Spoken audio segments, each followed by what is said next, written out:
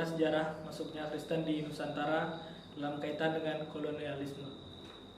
Pada awal kedatangan kekristenan di Indonesia atau di Nusantara dibawa dengan sebuah petualangan dan berambisi karena adanya suatu motif.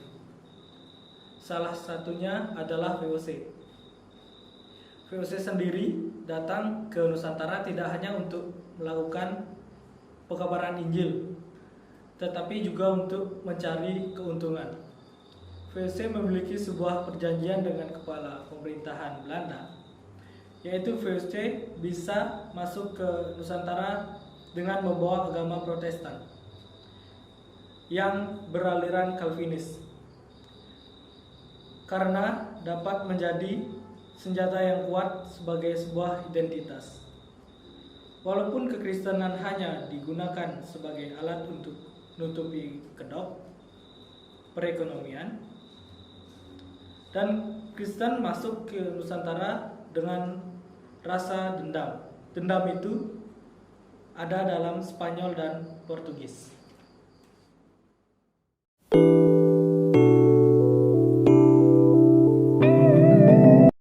Sebenarnya Nusantara atau embrio Indonesia telah beradab, walaupun belum memenuhi standar peradaban. Di timur terbukti adanya kerajaan Ternate yang dipimpin Babullah yang berhasil memukul mundur Portugis, dan kerajaan Ternate yang dipimpin Babullah juga yang menyebar ke Eropa terutama Swiss. Sedangkan di barat, peradaban yang dibangun lebih kepada menghidupi kerjasama dengan antar negara atau daerah, sehingga mereka mampu melakukan ekspor rempah-rempah ke Malaysia ataupun mengekspor rempah-rempah ke Cina. Terima kasih.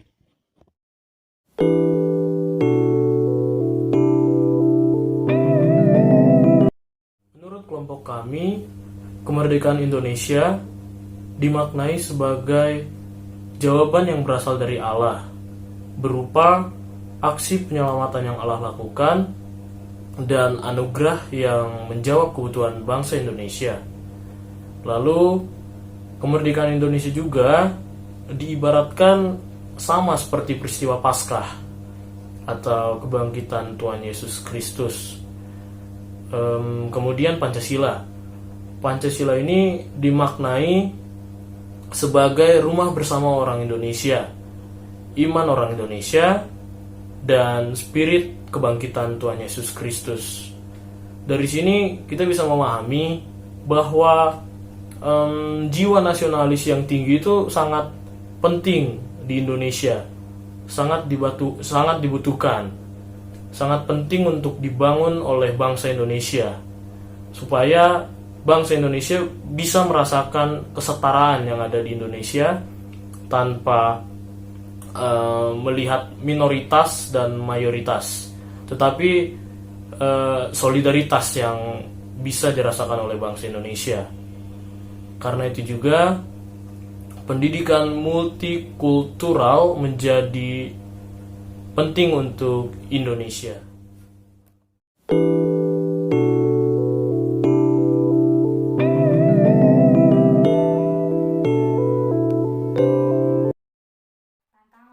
Yang pertama, pengambilan dan penafsiran Alkitab serta ajaran yang sembarangan tidak melihat konteks bisa menjadi tantangan.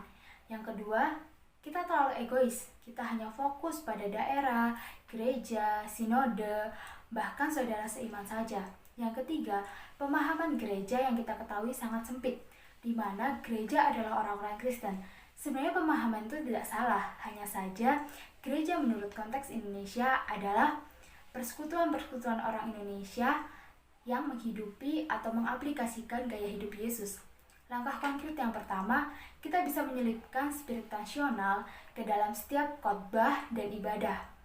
Yang kedua, kita bisa menghidupi gereja yang Indonesia dalam bidang-bidang gereja yang sudah ada. Contohnya kesehatan.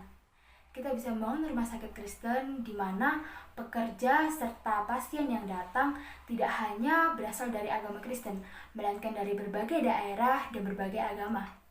Kemudian yang ketiga, dengan transformasi budaya, di mana budaya kita yang sudah ada kita cerminkan menurut Injil yang ada.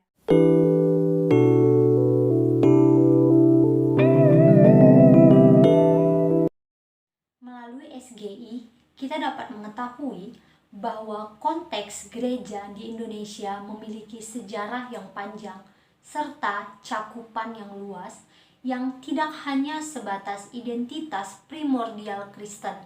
Kita juga lebih memahami bagaimana perkembangan gereja-gereja yang ada di Indonesia. Nah, gereja yang Indonesia belum sepenuhnya dapat dijalankan, tetapi melalui SGI inilah kita dapat mengetahui bahwa gereja yang ada di Indonesia itu perlahan mulai mengindonesiakan dirinya dengan memasukkan dan menjaga identitas Indonesia, yakni pluralitas itu sendiri. Terima kasih. Sepucuk surat untuk bangsa. Kita hidup di tanah sejarah. Gelar Nusantara pernah lekat di tanah ini. Indonesia adalah pemilik tanah bersejarah ini. Ragam peristiwa pernah terjadi di sini. Pluralitas adalah ciri otentiknya. Kristen adalah salah satu bagiannya yang hendak bersatu dalam Indonesia. Indonesia bukti keberagaman, bukan tempat berselisih paham. Kemerdekaan adalah karunia Allah. Pancasila adalah Injil. Gereja bukanlah sebuah intuisi. Gereja ialah persekutuan, di mana Indonesia ada di dalamnya. Mari ciptakan damai, hilangkan perselisihan, semangat nasionalisme kita tumbuhkan. Gereja yang mengindonesia itulah kebutuhan bangsa.